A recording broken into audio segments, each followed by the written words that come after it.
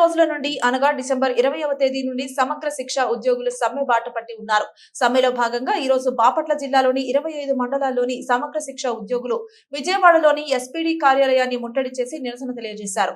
ప్రభుత్వం వెంటనే సమగ్ర శిక్ష ఉద్యోగులతో చర్చలు జరిపి ఇప్పటి వరకు ఉన్న జీతాల బకాయిలు వెంటనే చెల్లించి సమగ్ర ప్రతి ఒక్క ఉద్యోగికి ఉద్యోగ భద్రత కల్పించాలని, హెచ్ఆర్ పాలసీని అమలు చేసి విధి నిర్వహణలో మరణించిన సమగ్ర శిక్ష ఉద్యోగులకు ఎక్స్గ్రేషియా బకాయిలు చెల్లించి మరణించిన వారి స్థానంలో కారుణ్య నియామకాలు చేపట్టాలని డిమాండ్ చేశారు.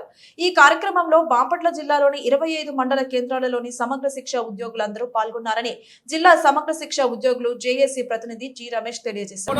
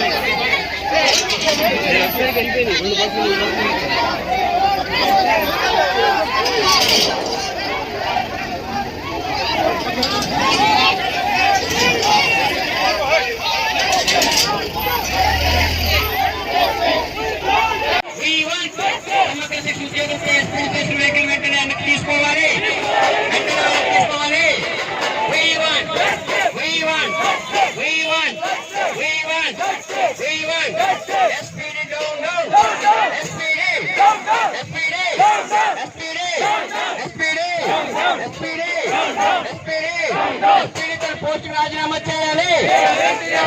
పోస్టు రాజీనామా చేయాలి. పోస్టు రాజీనామా చేయాలి. పోస్టు రాజీనామా చేయాలి. పోస్టు రాజీనామా చేయాలి. శిక్ష స్పీడితో పోస్టు రాజీనామా చేయాలి.